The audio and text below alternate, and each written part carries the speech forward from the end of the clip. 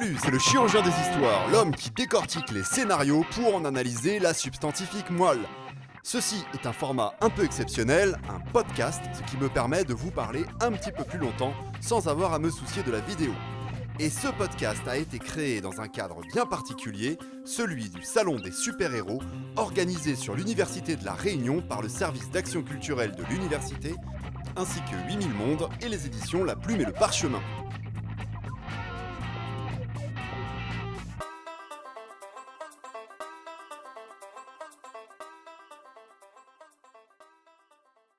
Écrire une histoire au long cours, ça n'est pas ce qu'il y a de plus simple. Les 7 tomes d'Harry Potter sont assez rares dans le paysage, même des livres ou des romans. Alors 24 films qui se succèdent et qui racontent une histoire, ça reste quand même quelque chose d'assez exceptionnel. Bon, pour commencer, je vous propose quand même de faire un petit retour en arrière. J'ai l'impression que ça remonte à un millénaire. Je me suis extirpé de cette caverne. Je suis devenu Iron Man.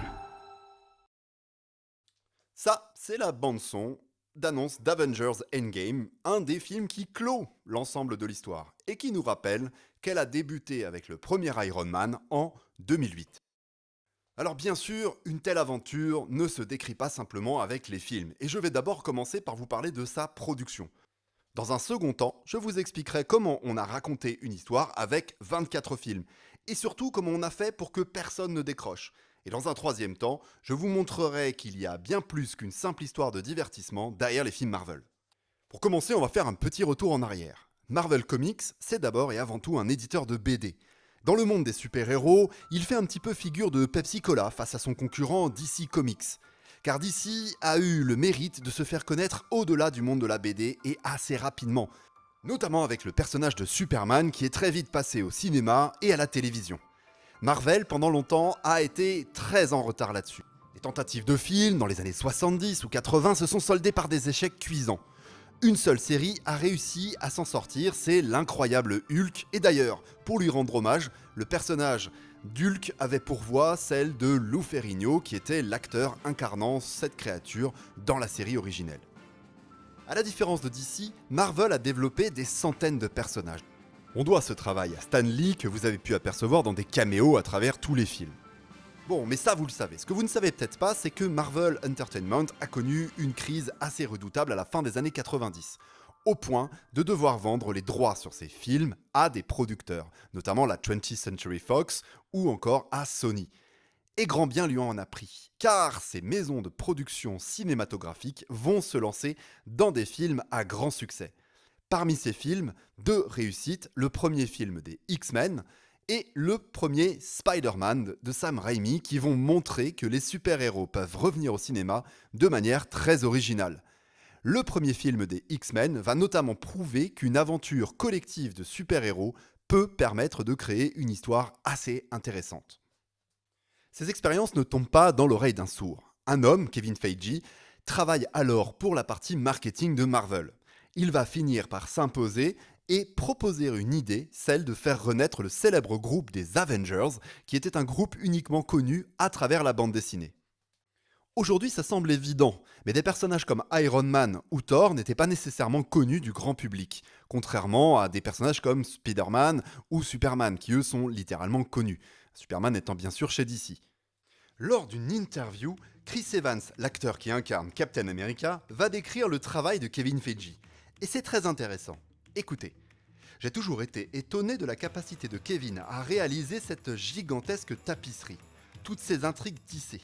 Je ne pense tout simplement pas que cela va se reproduire. Je ne pense pas que quiconque ait la capacité de lancer toutes ces différentes fusées et que, au fil des années, elles explosent tout en même temps. C'est juste de la planification, des soins et de la subtilité. Alors il est cité dans un article d'Anthony Breznican sur Entertainment. C'est très intéressant ce qu'il dit. Il est en fait en train de nous décrire le rôle de ce qu'on retrouve dans les séries télévisées, c'est-à-dire le showrunner, le scénariste en chef, celui qui va imposer sa patte à tout le monde. Car pour que l'histoire des Avengers soit aussi cohérente, c'est bien qu'il y a eu quelqu'un derrière, Kevin Feige. Regardez les autres sagas, par exemple la saga des X-Men. Le premier film et le deuxième film sont cohérents, et puis vient le troisième, des personnages disparaissent. Certains ne sont à l'écran que 3 minutes alors qu'ils sont censés être importants. Alors on tente un reboot avec les X-Men Origins, mais ça passe moyen, et puis un autre reboot encore, et à la fin, on ne peut pas regarder les films avec une cohérence à moins de faire appel à du Deus Ex Machina. Dans d'autres sagas, on voit bien le même problème. Prenez la saga des Transformers. Vous ne pouvez pas la regarder en entier sans vous lasser très rapidement. Les films tiennent très peu ensemble, il n'y a pas une histoire cohérente sur la totalité. Si on trouve une histoire cohérente derrière les 3 phases 1, 2 et 3 de ce qu'on appelle le Marvel Cinematic Universe, c'est parce que quelqu'un s'en est occupé, Kevin Feige. D'ailleurs, on voit sa patte à travers des tout petits détails. Par exemple, dans la phase 1, vous avez toujours un personnage dans chacun des films qui perd à un moment donné un bras. Et c'est une petite référence, un clin d'œil à Star Wars et notamment à l'épisode L'Empire contre-attaque dans lequel Luke Skywalker perd un bras.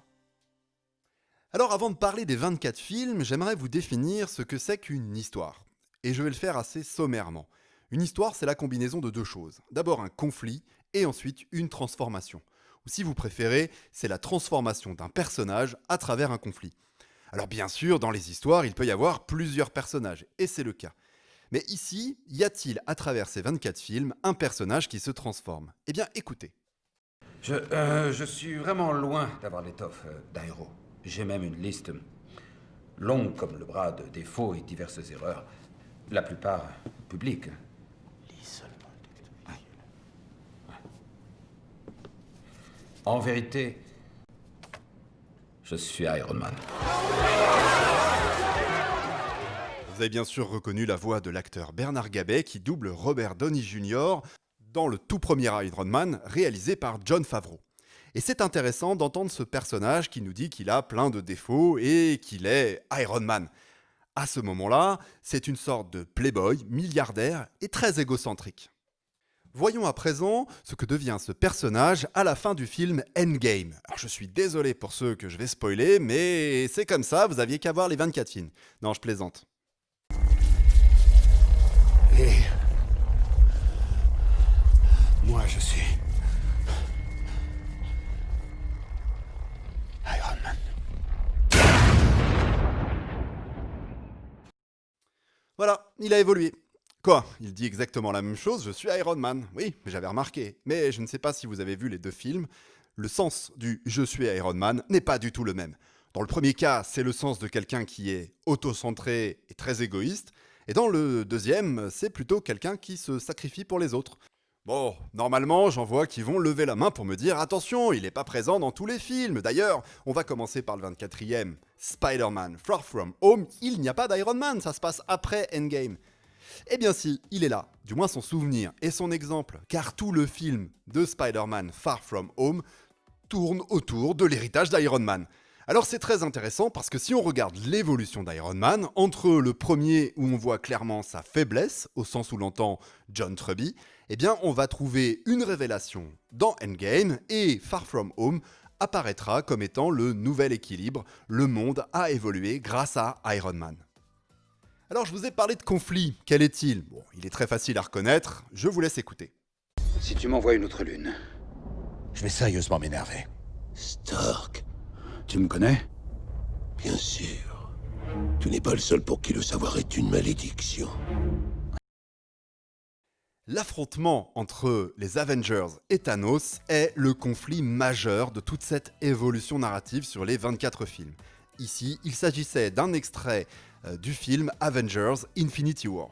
C'est la première grande confrontation entre Thanos et Iron Man, et vous le voyez, Thanos connaît Iron Man, le connaît et le reconnaît même comme son opposant principal. Alors c'est très intéressant, car en fait, l'évolution et le conflit d'un personnage peuvent se réaliser à travers d'autres histoires, et pas simplement dans des scènes où les personnages sont présents. C'est ainsi que tous les films des Avengers racontent cette même histoire. Alors bien évidemment, il n'y a pas qu'une seule ligne narrative. Il y a la ligne narrative principale du conflit entre Iron Man et Thanos, mais il y a aussi une ligne narrative secondaire qui oppose Iron Man au Captain America. Et puis enfin, on va trouver une troisième ligne narrative qui est celle de Thor. En fait, les 3 héros principaux des Avengers vont concourir en direction du conflit avec Thanos. On retrouve là un principe très fréquent dans les séries télé. C'est ce que John Truby appelle l'affrontement en 4 coins. Chaque personnage a sa propre ligne narrative et chaque personnage est en même temps l'antagoniste d'un autre personnage. Alors si on suit John Truby, toute bonne histoire est composée de 7 clés. Ces 7 clés sont principales, primordiales et elles sont obligatoirement là. Mais il n'y a pas que les 7 clés. Il y a d'autres éléments qui peuvent intervenir et qui vont concourir à faire l'histoire. Ainsi, le personnage de l'allié par exemple. Et ce personnage de l'allié qui peut lui-même mener une attaque par l'allié est un personnage participant à l'histoire d'un autre personnage.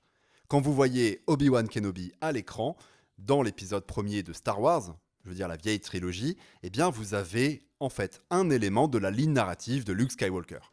Et quand Obi-Wan Kenobi se sacrifie, c'est encore un élément de la ligne narrative de Luke Skywalker, c'est le sacrifice de l'allié, un peu inspiré par l'histoire de Patrocle et d'Achille dans la mythologie grecque. On va retrouver toutes ces clés à travers l'ensemble des 24 films. Prenons par exemple le premier Iron Man. Il nous présente la faiblesse du héros Tony Stark. Celui-ci est donc un playboy égoïste, et j'en ai déjà parlé. Second film, on voit intervenir l'incroyable Hulk qui est un des alliés de Tony Stark. Au passage, ce film, qui était lui-même un reboot d'un autre film, a été une petite occasion manquée de donner à Hulk un véritable parcours. Ensuite vient le Iron Man 2 qui va nous montrer le désir de Tony Stark de protéger l'humanité. Ça devient quasi obsessionnel chez lui. Le film Thor va introduire à la fois un allié de Tony Stark, une autre nouvelle ligne narrative avec un personnage héritant d'une faiblesse, mais également un élément très important, le cube cosmique.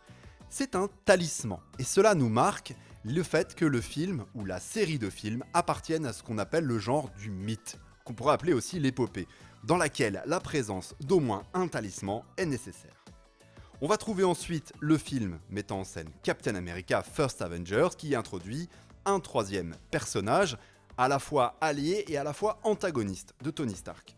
Ce personnage, là aussi, est caractérisé par sa faiblesse. Le 6e film va réunir les Avengers pour la première fois. Et là, on aura en fait en quelque sorte ce qu'on appelle le plan, c'est-à-dire le fait que les Avengers s'unissent pour protéger la Terre.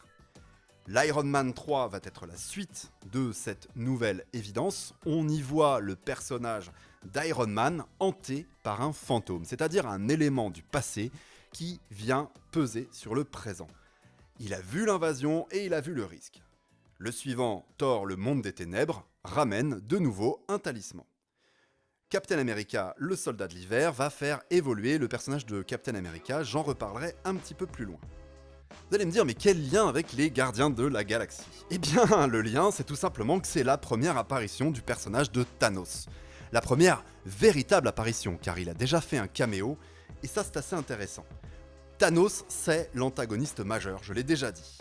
Vient ensuite les Avengers, l'ère d'Ultron, et quelque part le premier échec des Avengers en tant qu'équipe. C'est une première révélation. Suivi par l'apparition d'un nouveau personnage, Ant-Man, qui sera un allié. Bon, je vais pas vous détailler encore les autres films, mais vous l'avez compris, à chaque film arrive un élément de l'histoire globale. Soit un élément de la ligne narrative principale d'Iron Man, soit un élément d'une autre ligne narrative, celle de Thor, celle de Captain America, ou alors un élément commun à tout le monde, par exemple l'apparition d'un talisman. C'est le cas notamment du film Doctor Strange. Tous ces films convergent vers un conflit majeur qui débute à travers Avengers Infinity War. Et là, c'est vrai qu'on a un petit problème, c'est l'apparition du film Captain Marvel. Bon, j'avoue, s'il y avait un bémol à donner à l'ensemble, ce serait ce film. Pourquoi ? Parce que le personnage de Captain Marvel est un petit peu un Deus Ex Machina qui tombe comme un cheveu sur la soupe. Mais bon, disons-le, il y a des Deus Ex Machina beaucoup plus gros doigts et celui-là finit quand même par passer parce que le film a un humour très digne de Marvel qui fonctionne plutôt bien. Voilà pour la cohérence des 24 films. Mais parlons maintenant du fait que nous ne nous lassons pas. Nous ne sommes pas complètement las de les regarder. Bon, bien évidemment, si vous êtes fan de films d'art et d'essai, il y a peu de chances que vous ayez accroché sur les Avengers. Mais j'ai envie de vous dire que pour l'instant, je m'inquiète surtout du grand public. Pourquoi le grand public a adhéré à l'ensemble de ces films sans décrocher à aucun moment, comme ils ont pu décrocher pour les X-Men ou les Transformers. Certes, le fait qu'il y ait une histoire globale, ça aide. Mais ça n'est pas le seul intérêt que l'on va trouver. D'abord, je l'ai dit, c'est un film qui est dominé par un genre que l'on appelle le mythe. Alors, le mythe, c'est toutes les histoires qui reprennent des éléments venus de la mythologie ou des grands récits fondateurs de l'humanité. Dans les années 70, un monsieur Joseph Campbell va penser trouver une nouvelle théorie sur le folklorisme et la mythologie qui s'appelle les 1000 visages du héros, et il nous dira que ce 1000 visages du héros, en fait, c'est la preuve que tous les mythes convergent pour ne raconter qu'une seule et même histoire. Bon, Joseph Campbell, en fait, s'était inspiré plutôt de Tolkien que de réelle mythologie, et tout ce qu'il vous raconte en termes d'ethnologie, c'est complètement bidon et faux. Par contre, Joseph Campbell va influencer un monsieur très important, c'est George Lucas, au moment où celui-ci va écrire Star Wars. Et du coup, tout le monde va un petit peu copier le style de Star Wars, et on va voir apparaître Journey of a Hero, le voyage du héros, qui sera une adaptation en manière de scénario de films de type Star Wars. Alors vous allez me dire quel rapport entre les mythes et les super-héros? Vous avez tort, voilà. Oui, bah oui, Thor, c'est l'exemple parfait de l'emprunt direct. Mais les autres aussi ne sont peut-être pas des emprunts directs, mais vous avez des gros emprunts indirects. Regardez derrière Iron Man, vous retrouvez beaucoup du mythe d'Icare. Regardez cette scène où il monte vers le soleil, etc. Bah, vous avez vraiment les idées qui sont derrière. Alors parfois, c'est pas forcément des grands mythes, mais derrière le personnage d'Hulk, on va retrouver le Dr Jekyll et Mr Hyde. Donc ce sont aussi des grandes histoires. Sauf que le mythe ne fonctionne plus tout seul aujourd'hui au cinéma, et même pour attirer les adolescents, il faut rajouter autre chose. Et c'est là que c'est très intéressant. D'abord parce que les Avengers vont mêler le mythe à ce qu'on appelle le film d'action. Bon, mais jusque-là c'est très classique, hein. Le film d'action c'est quand vous avez un gentil qui va finir par taper sur un méchant pour régler leurs problèmes. Bon, ok, mais dans le film d'action, il y a toujours une dose d'humour. Sinon, le film d'action vire immédiatement au nanar. Et là, l'humour a quand même été assez développé. Marvel en a même fait sa patte. C'est ce qui le différencie beaucoup de DC. Et c'est ce qui donne peut-être aussi un petit peu de piment aux histoires, car les personnages semblent ne pas se prendre au sérieux. Mais on va trouver aussi d'autres genres glisser subtilement. Ainsi, certains des films vont faire référence à du space opéra, c'est-à-dire à une forme de fantasy qui se déguise en science-fiction. D'autres films, par exemple Ant-Man, nous emmèneront dans l'univers de ce qu'on appelle la crime story, c'est-à-dire l'histoire criminelle. Enfin, on trouvera également des univers un petit peu différents, avec un Doctor Strange plutôt branché art mythique, ou un Spider-Man et ses émois adolescents. Sans cette variété de genres à travers les 24 films, eh bien, on aurait peut-être été lassé très rapidement et on aurait peut-être décroché. Venons-en au fond. Est-ce que nous sommes allés voir ce film uniquement parce que c'est un film d'amusement et un film d'entertainment? Certains ont même parlé de film doudou. Oui, c'est une bonne manière de se consoler quand on fait des films que personne ne vient voir. Non, je plaisante, je suis méchant. La réalité, c'est que si on va voir un film, ce n'est pas simplement parce qu'il nous raconte une bonne histoire. Encore une fois, je pourrais vous citer les Transformers. Si on décroche des Transformers, c'est qu'en fond, il n'y a pas grand-chose en fait, à part l'affrontement entre les robots. Il n'y a pas un sens, il n'y a pas quelque chose de profond. Or justement, c'est ce qu'avait montré le premier film des X-Men, quand il y a un minimum de fond, alors attention, hein, c'est pas du Ken Loach, mais quand il y a un minimum de fond, ça plaît. Le premier film des X-Men faisait par exemple une opposition entre des gentils entre guillemets et des méchants qui n'était pas une opposition frontale. Les deux avaient le même sens et le même intérêt, celui de protéger les mutants, mais n'avaient pas la même stratégie. Les gentils étaient plutôt branchés Martin Luther King, quand les méchants étaient plutôt branchés Malcolm X. Et du coup, ça donnait une certaine densité aux personnages des opposants, et ça donnait envie de les suivre et de les comprendre. Vous l'avez compris, le personnage de Thanos n'est pas un simple personnage de méchant, comme le méchant des Bee-Human du sketch des Inconnus. Non, c'est un personnage qui a du sens. Il a une véritable quête. Écoutons-le. Titan était comme bien des planètes. Tellement de bouches à nourrir et si peu de ressources. Quand nous avons frôlé l'extinction, j'ai offert une solution. Thanos, c'est un personnage qui a une véritable motivation, et une motivation altruiste. Il s'agit de préserver la vie, de la sauver. On retrouve derrière sa pensée une référence à un économiste écossais de la fin du 19e siècle que l'on appelle Malthus, et qui a beaucoup inspiré les thèses écologistes actuelles. Alors pour Malthus, les choses étaient assez simples. Plus la population allait grandir, plus il y avait de risques que se provoquent des guerres, des famines et de la misère. Bon, évidemment, le plan de Thanos n'est pas non plus un plan super parfait. Écoutons ce que lui répond le Docteur Strange. Un génocide. Mais aléatoire, impartial et équitable entre les pauvres et les riches. On m'a traité de malade mental. Et ce que j'avais prédit s'est finalement produit. Alors ce qui est intéressant, c'est qu'un film peut passer un message sans être forcément en train de donner des leçons aux gens. Et là c'est le cas. Les Avengers ne vous disent pas que les thèses de Thanos sont complètement absurdes, on pourrait tout à fait considérer qu'elles sont justes, mais que c'est sa méthode qui pose problème.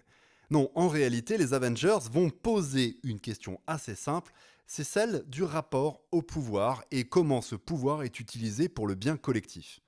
Car il s'agit bien d'une opposition entre des personnages relativement contraires. Le personnage d'Iron Man, c'est quoi ? Eh bien, c'est une sorte de start-upper qui croit en la technologie, et pour qui la technologie est même la solution à tous les problèmes. Alors je ne vais pas vous repasser un extrait, mais dans le second Iron Man, il dit carrément « j'ai privatisé la diplomatie mondiale ». Comme si l'économie façon Facebook ou façon Microsoft était la solution. C'est un petit peu son approche de départ. Bon, on va voir le personnage évoluer, notamment à travers les accords de Sokovie, dans lesquels il finit par s'engager pour une forme de contrôle et une forme de régulation de l'économie. Donc c'est assez intéressant de voir qu'on est parti d'un ultralibéral et on arrive à un personnage un petit peu différent. D'autres personnages vont suivre le même débat, celui de l'implication et de la liberté personnelle. Notamment le personnage du Captain America. C'est pour ça que c'est un des personnages aussi les plus intéressants de cette histoire. Regardez, il commence par être d'abord un personnage ultra-patriote qui va se battre pour son pays en Europe durant la Seconde Guerre mondiale. Et dans un second volet, il va être mis à rude épreuve et ses convictions profondes vont être remises en cause. Écoutez cet extrait. Je sais que je vous demande beaucoup. Mais la liberté coûte cher, depuis toujours. Et c'est un prix que je suis prêt à payer. Et c'est assez intéressant parce que ce discours, en fait, le Captain le prononce car le SHIELD, c'est-à-dire l'organisme qui est censé protéger l'État, a été corrompu par son ennemi Hydra. Le Captain va donc avoir une réflexion et devenir un des principaux opposants aux accords de Sokovie. Il y a une corrélation entre les deux. Alors que ce soit la question posée par Thanos, la question posée par Iron Man, la question posée par le Captain America, mais aussi d'une certaine façon le rapport au pouvoir qu'expérimente un Thor qui est l'héritier d'Odin, toutes posent la même question. Que faites-vous de votre pouvoir ? Allez-vous vous en servir au service d'autrui ou allez-vous vous servir d'autrui pour les amener à défendre votre cause ? L'affrontement entre les Avengers et Thanos se joue à ce niveau-là. Bien sûr, ce qui rend intéressant le personnage de Thanos, c'est que dans l'affaire, en réalité, lui aussi, il paye. Il paye de sa personne, il paye en sacrifiant une partie de sa vie.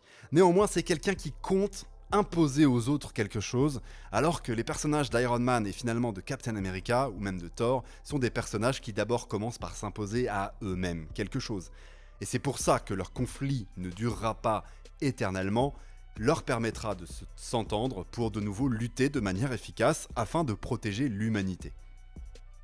Alors on trouve derrière tout ça bien sûr une morale très américaine, une morale très libérale d'une certaine façon, voire teintée parfois de libertarianisme, mais pas complètement parce qu'il y a quand même cette idée des accords de Sokovie, de la régulation, etc.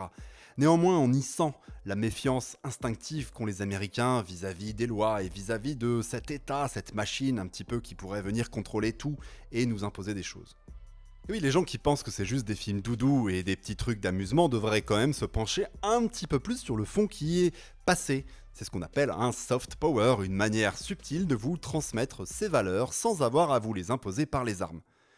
Bon, parlons maintenant des films en eux-mêmes. C'est vrai, ils ne sont pas tous parfaits. Il y a parfois des films qui sont inégaux. Et puis il y a cette petite tendance agaçante chez Marvel, cette tendance qu'on pourrait résumer à « plus t'as de héros, plus t'en mets ». Bon, allez, ils sont quand même aussi capables d'en rire. Écoutez ce passage. Tout le monde est là ? Quoi? Tu en voulais plus?